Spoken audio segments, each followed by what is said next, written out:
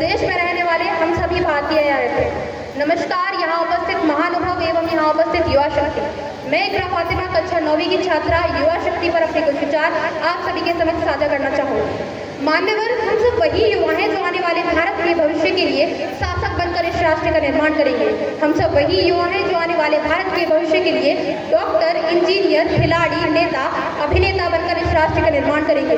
जरूरी नहीं कि आज के भारत का युवा भगत सिंह की तरह फांसी के फंदे पर ही चढ़े, चांद और मंगल पर भी चढ़ सकता है। और यह भी जरूरी नहीं कि देश की बेटियां रानी लक्ष्मीबाई की तरह तलवार लेकर घोड़े पर ही दौड़े, हिमा दास की तरह मेडल लेकर ट्रैक पर भी दौड़ सकती है।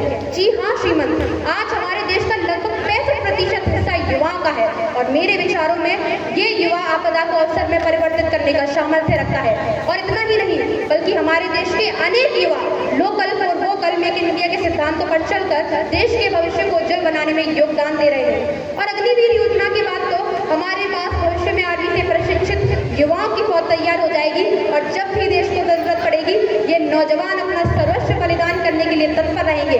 तब हम गर्व से कह सकेंगे, खदक खदक धड़केगा अब के अग्नि का अंगारा है, क्या सिंहों का देश कभी चूहों से हारा है।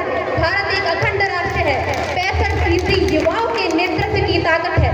कोई हम पर आंख डाले किसकी भलाई ताकत है।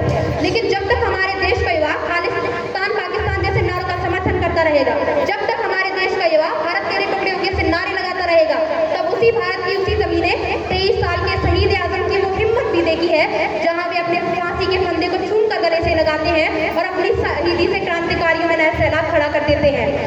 उनका ये जज्बा और तब उनका नेतृत्व कौशल देखकर मैं ये सोचने पर विवश हो जाती हूँ कि जिस देश में युवा नेतृत्व एक अत्यंत ही निर्वाचित हुआ करती थी, मगर जब तक हमारे देश का युवा खालिस्तान पाकिस्तान जैसे नारों का समर्थन करता रहेगा, जब तक हमारे देश का युवा शिक्षा को महत्व देने की बजाय बुर्खा पहनकर आने या ना आने पर भगवे और बुर्खे में लड़ाइयाँ करवाता रहेगा, जब तक सरेआम निर्भया की इज्जत उड़ जाने पर हमारे देश का युवा हाथों में मोमबत्तियां लेकर सड़कों पर उतरता रहेगा, तब तक युवा नेतृत्व की बात मुझे बस बयानबाजी लगती है।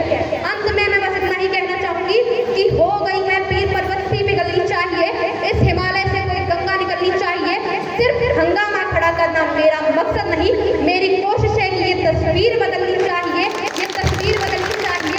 मेरे सीने में ना सही, तेरे सीने में ही सही, पर हो कहीं भी ये आग जल्दी चाहिए, ये आग जल्दी चाहिए। मैं बस इतना ही कहना चाहूंगी कि होगा हौसला सबके दिलों में बुलंद, तो एक दिन पाकिस्तान भी जय हिंद कहेगा और पाकिस्तान ही क्यों सारा जहान जय हिंद कहेगा, क्योंकि सारे जहां से अच्छा हिंदुस्तान हमारा, हम बुलबुलें हैं इसके, ये गुलशता हमारा। जय हिंद, वंदे मातरम।